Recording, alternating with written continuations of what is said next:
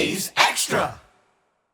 Welcome back to the Anglers Extra pregame show from up above Veterans Field. I'm Andrew Selover with Jacob Weaver from Austin Peay for Catch of the Day. Jacob, yesterday you go 5 innings, your best start here on Cape Cod. Why was that? I don't know. I mean, yeah, my body started feeling good yesterday, and I don't know, just kind of trusted the process of how I was working and knew that my stuff plays, and so I kind of just trusted myself and allowed myself to compete with my ability. How long into a start do you kind of get the sense that you have it or you don't?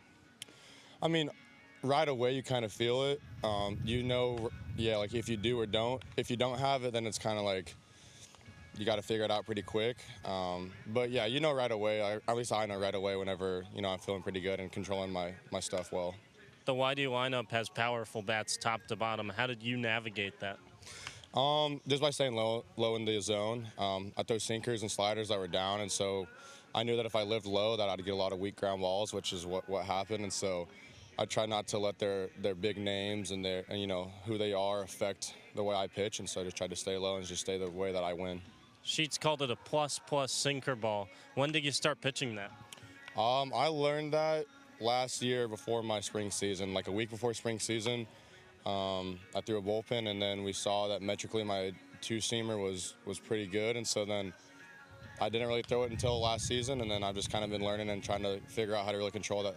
Going into this summer, what did you want to work on with that pitch? Just more consistency with landing it for strikes, because with it being a new pitch and kind of an anomaly, I miss low a lot, and so I just wanted to get better at throwing it for more strikes, but also throwing it to both sides of the plate a little bit more effectively. After your freshman year, you come up here to Cape Cod. When did you find out you were coming to Chatham? I found out in the fall. My head coach, Roland Fanning, and Sheets have a pretty good connection, and so he was able to get a couple of us up here, and so I found out pretty early in the fall. Plenty of Austin Peay guys this summer. Yep. How much fun is it to spend it here in Chatham with all of those guys? Yeah, no, it's the best. I mean, I wouldn't trade it for anything. Our Austin Peay guys are great. You know, go Govs. You know, we love being a part of Austin Peay, and so that's why we have so many of us up here. But yeah, no, it's been awesome. We bring the same energy up here. You know, it's a blast. What sold you on Austin Peay out of high school? You know, I was pretty under-recruited. COVID kind of messed up my recruiting process, and so I didn't have a ton of looks D1-wise, and I got a pretty decent scholarship offer, and I just wanted to bet on myself and take a risk and kind of go across the country, and so, yeah, just honestly, just like on a whim kind of. So Pierce George is gone, and we know that he leads the roll call usually. Yeah. I've got to know, are you taking over that responsibility? Unfortunately, I'm not. We got Tanner Franklin's going to take that one over, but yeah, Pierce did great with that, so I'm excited to see that keep going. How much fun is it to develop relationships with guys outside of your Austin Peay teammates down in the bullpen? Yeah, no, it's awesome. You know, like right away in the summers, it's kind of tough because you don't know anyone really. And so us Austin Peay kids, we'd stay together, and then you start getting to know everyone, and you realize that, like, we're all the same, and we're all here for the same reason. And so it was great meeting all of them and still getting to learn all about them. But, no, it's pretty cool just talking about them, their seasons, and, you know, they come to us, and so I think that's pretty cool. So, no, it's been awesome. It's a blast. You're not the new roll call leader, but I have heard that you do have a different title, and you're the Dollar Dog Retriever. Is that right?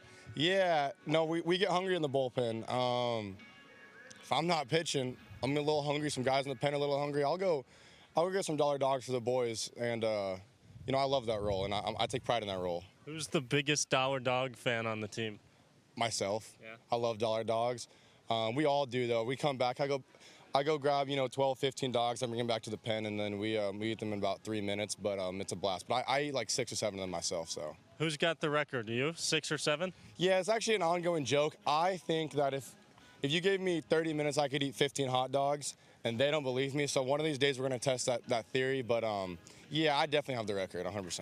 All right, we've got the cameras, we've got the audio. We can make that contest happen if you want. Yeah, it might need to happen. It should probably happen one of these days. I'm going to come to the field with a pretty empty stomach, have a little bit of water in my system, and I'll be ready to go. Okay, we'll tell the people right over here at the Snack Shack. Yep. We'll get the pitch clock up to 30 minutes, and we'll make it happen, yeah? Yeah, sounds good. I'm ready for it. Well, next time you see Jacob Weaver on camera, it's going to be a 15 hot dog competition. Jacob, thanks for the time. Awesome. Thank you so much.